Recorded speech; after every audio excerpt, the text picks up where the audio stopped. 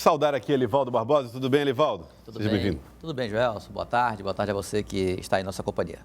Elivaldo Barbosa, o governo do estado vai fazer o orçamento participativo através de plataforma digital, vai fazer o cadastro das entidades que participam e também ouvir as demandas. De fato, Elivaldo Barbosa, a relação com a população por meio digital parece ser a marca do governo. Efetivado, né? O governador Rafael Fonteles, desde a transição, ele já tinha como o principal foco essa forma digital de administrar o Estado, até com a palavra de ordem ousada de transformar o Piauí no Estado mais digital do país. E a lei orçamentária, que já chega na Assembleia Legislativa, primeiro na forma da discussão da Lei de Diretrizes Orçamentárias e lá no segundo semestre a Lei Orçamentária Anual, mas agora já começa com essa inovação, Joelson, que é exatamente uma experiência que é bem sucedida em Teresina, foi introduzida em Teresina nas gestões tucanas, agora chega à esfera estadual, que é o orçamento participativo. Muito bem. Aqui também conosco Paula Sampaio, já aqui com a gente para também participar do Tempo Real. Paula, boa tarde para você. Boa tarde, Joelson, a Elivaldo também e a você que nos assiste.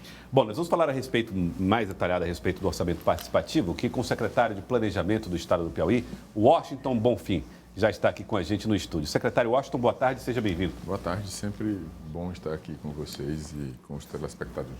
Muito obrigado, secretário. Bom, como é que vai funcionar, então, essa consulta e, principalmente, a execução desse orçamento? É uma parcela do orçamento que está destinada a essa participação? É uma parcela do orçamento. Na realidade, é uma experiência piloto, né? O governador Rafael Fonteles definiu essa primeira experiência aqui na cidade de Teresina e em Parnaíba, portanto, nas duas maiores cidades do estado.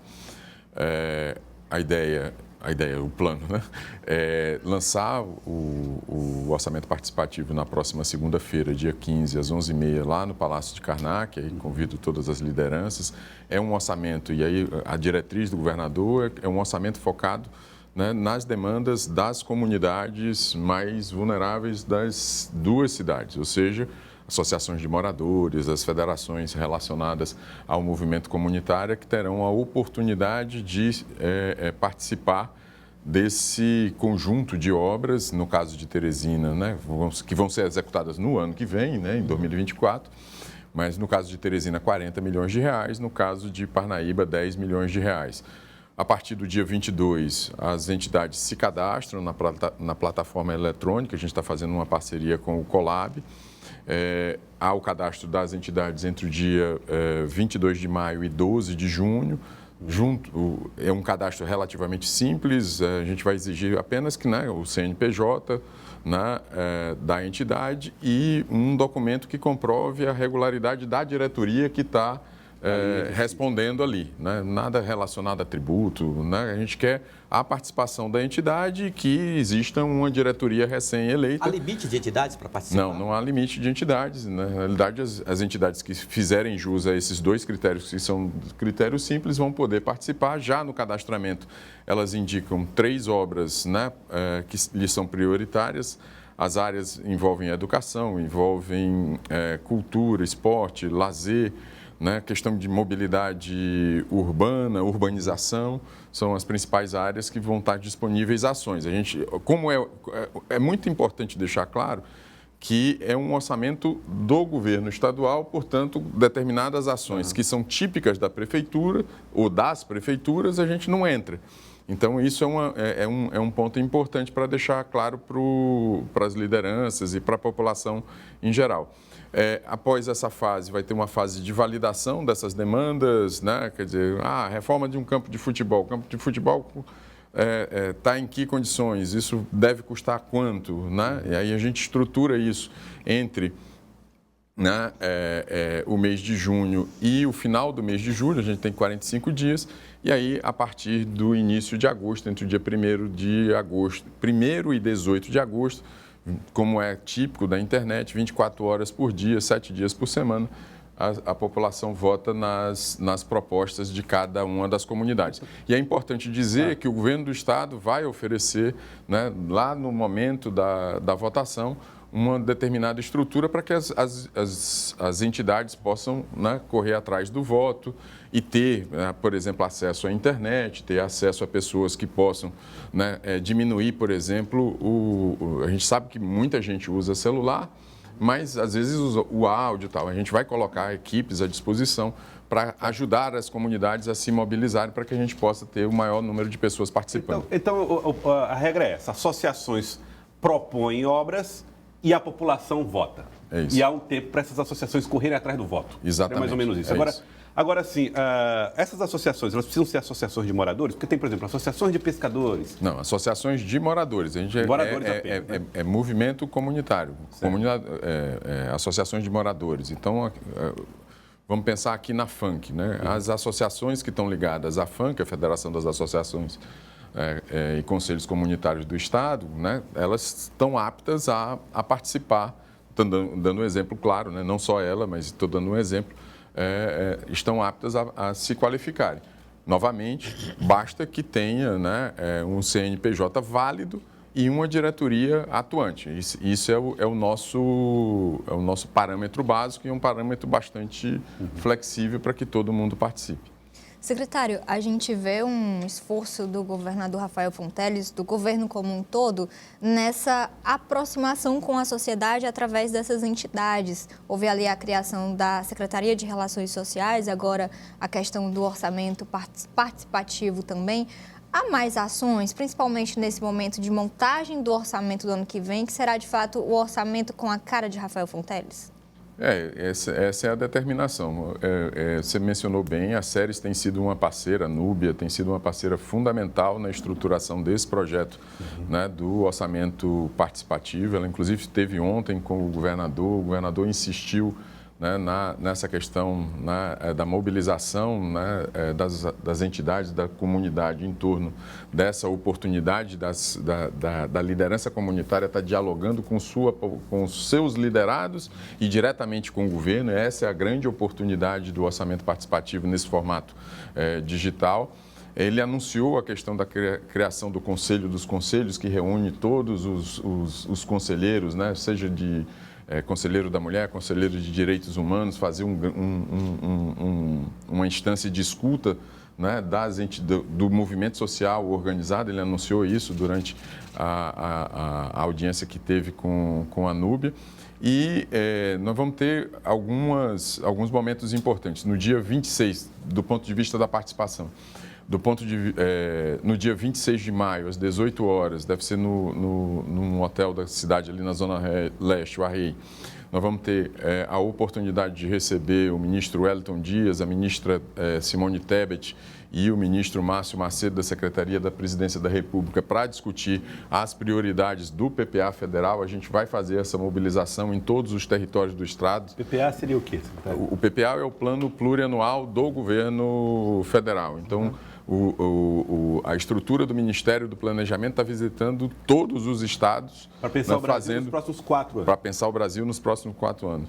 Então, no dia 26 de maio, a gente tem essa oportunidade de colocar, né, a sociedade civil organizada, colocar presencialmente para os ministros, né, a ministra e os demais ministros, as suas prioridades. O governo federal também vai abrir, né, está abrindo, na realidade, uma plataforma eletrônica de participação no PPA federal. Então, essa questão do digital é uma tendência não só, né, do Estado do Piauí, que quer a liderança desse processo, mas também do governo federal. Em julho, nós vamos fazer, o governo do Estado do Piauí vai ter a oportunidade de fazer, né, as suas audiências presenciais em relação ao PPA participativo, o PPA estadual dessa feita, federal agora dia 26 de maio, dia 4 de julho, o PPA estadual e, como eu já disse, quer dizer, durante o mês de agosto, a população das duas cidades vai estar votando diretamente em obras que escolheram. Bom, o senhor participou de experiências em Teresina em relação ao orçamento participativo. Qual é a diferença desse modelo que está sendo posto em prática agora daqueles que o senhor já participou e se há um valor limitado para essa execução desse orçamento especificamente? E como garantir que não haja atrasos ou, eventualmente, esses orçamentos não acabem ficando em segundo plano frente a outras prioridades do Estado? Olha, ótima pergunta. Ontem eu tive até uma reunião com algumas lideranças da Zona Sudeste. Uma preocupação que elas têm é justamente a questão dos atrasos, da execução das obras. Esse é um compromisso do governo do Estado, um compromisso pessoal do governador Rafael Fonteles, de que tudo que for votado, que entrar no orçamento de 23, seja efetivamente realizado durante o ano de 2024. Os limites de valores são esses que eu falei, né? 40 milhões para Teresina, 10 milhões para a cidade de Parnaíba. E a ideia fundamental é que preciso insistir nisso, quer dizer, esse é um projeto piloto para essas duas cidades. O planejamento do governador é que, conforme os resultados, a gente avalia os resultados ali no final de agosto, isso seja expandido no ano que vem para outras cidades, seja mantido, obviamente, né, nas cidades de Teresina e Parnaíba, e seja expandido para outras cidades do Estado. Então, tem um compromisso forte do governador, não só com a participação, mas também com a questão, né, da execução integral das obras que forem escolhidas diretamente pela população. Secretário, como o setor de planejamento do Estado está trabalhando essa possibilidade de incremento na receita estadual, de uma pendência que ficou na federalização da CEPISA para a Eletrobras, um capital que ficou represado em razão dos cálculos feitos. Inclusive, a Secretaria do Planejamento foi fundamental nesse estudo. O que há de concreto, como o Piauí pode se beneficiar dessa diferença que já tem o respaldo legal? Eu acho que assim, o grande feito, na realidade, muito menos, infinitamente menos do que da CEPLAN, é da Procuradoria-Geral do Estado. Foi uma grande vitória do corpo, né, de procuradores, a Procuradoria que completou nessa segunda-feira comemorou os seus 50 anos numa audiência muito prestigiada, numa solenidade muito prestigiada na Assembleia Legislativa. O governador, na realidade, assim, está exultante, são cerca de 800 milhões de reais. Né? Houve uma votação dos ministros do Supremo, 7-3, agora vai se consolidar a questão do acórdão e o acórdão vai definir mais ou menos como é que esse recurso vai ser aportado para o Tesouro Estadual. E o governador já colocou como prioridade, na sexta-feira passada, que esse recurso vai ser prioritariamente utilizado para a educação, para que todas as escolas de ensino médio do estado do Piauí tenham tempo integral, os alunos possam frequentar em tempo integral e terem estudos de tipo técnico profissionalizante. Então, acho que esse é uma forma de empregar esse recurso que garante, né, longevidade, que garante produtividade, que garante futuro para o nosso estado, para a nossa juventude. Então, você sabe se ele virá de uma só vez, em parcelas? Ele deve vir de uma só vez, mas isso ainda precisa ficar definido conforme seja feito o acórdão, né, da decisão dos 7-3. Cada ministro votou de uma determinada maneira, votou a favor, mas isso precisa ser consolidado como um acórdão e aí a gente vai ter detalhes da implementação desse recurso, ou da chegada desse recurso, da implementação, aí o outro WB, que é o Washington Bandeira, que vai determinar. Agora, secretário, só voltando ao orçamento, a lei de diretrizes orçamentárias, a proposta de lei de diretrizes orçamentárias já foi concluída, como ela vai ser trabalhada institucionalmente para ter esse amparo legal da Assembleia Legislativa, também prevendo o orçamento participativo. Ela já foi encaminhada, agora a gente tinha até o final de abril, ela já está tramitando na Assembleia Legislativa. Nesse primeiro ano da administração, são mais uma lei mais genérica, porque a gente tem até o final de outubro para encaminhar um adendo a essa lei, juntamente com a lei orçamentária de 2024 e a proposta do plano plurianual, que é de 2024 a 2027. Essas peças são encaminhadas juntamente, mas a lei, essa primeira etapa, nós já cumprimos, ela se encontra lá na Assembleia Legislativa e já prevê, né, a execução do orçamento participativo para o orçamento de 2024.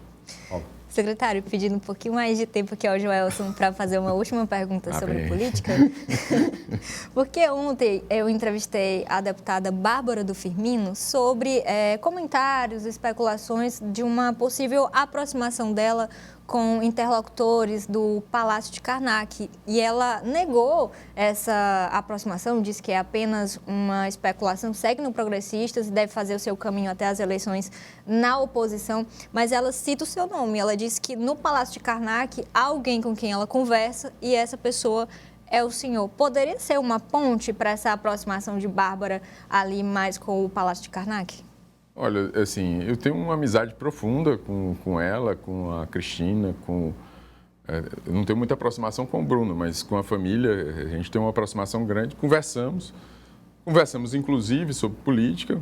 Se eu puder ser ponte, serei, mas a gente tem mantido as conversas num nível de amizade assim que ficou depois da partida do pai dela. Mas assim, eu tenho muito respeito pela trajetória que a Bárbara tem construído, inclusive publicamente sempre me coloquei à disposição dela, é alguém que eu prezo muito pelas relações que construí com a família ao longo do tempo, e se eu puder ser ponte política, eu estou mais do que preparado para fazer esse papel. Na ponte, na perspectiva de conduzi-la para a base governista, obviamente? Ponte política, pode não ter um objetivo específico, mas assim, a capacidade de interlocução, se eu tiver junto ao governo estadual, eu poderei ser esse canal. E o PSB, estabilizado do ponto de vista das direções do Piauí? O senhor comanda Teresina, José Augusto o Estado, com perspectiva de Rodrigo Martins assumir o diretório estadual? A gente tem conversado bastante sobre isso com o Rodrigo, com o Zé Augusto. Estivemos recentemente, né, em Brasília, né, com o presidente Carlos Siqueira. Tenho conversado muito também com a vice-presidente, a Diana Paula.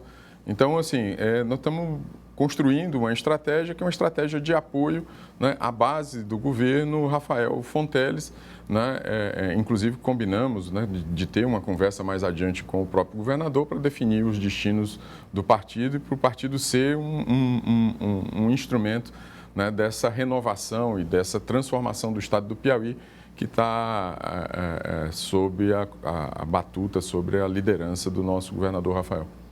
Secretário Washington Bonfim, quero agradecer pela presença no Jornal do Piauí. Muito obrigado por ter vindo. Sou eu quem agradece sempre a oportunidade de estar aqui com vocês e conversando com a nossa população. Muito obrigado, secretário.